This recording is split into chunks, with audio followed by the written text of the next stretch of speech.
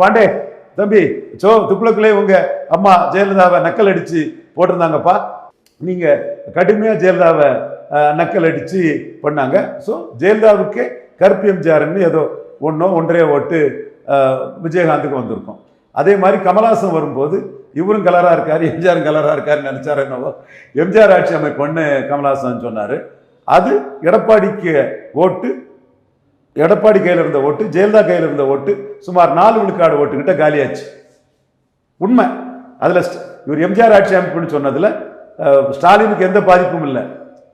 அதுல காலியானது Edappadi, OPS, EPS இரட்டை தலைமை கையில் இருந்த ஓட்டுல ஒரு சுமார் 4 விழுக்காடு ஓட்டு வர காலியாச்சு.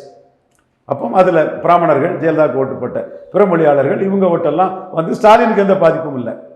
அப்ப இவரும் என்ன நினைக்கிறாருன்னா, நம்ம ஸ்டாலினை ஒன்றும் பண்ணிட முடியாது.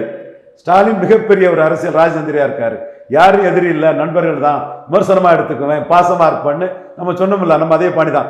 யூரின் பாஸ் பண்ணாலும் விஜய் நம்ம சாக்லேட் சாப்பிடுப்பா, லட்டு சாப்பிடுப்பா, முறுக்கு சாப்பிடுப்பான்னு ஊட்டி விடுற வேலையை தான் ஸ்டாலின் பார்ப்பாரு.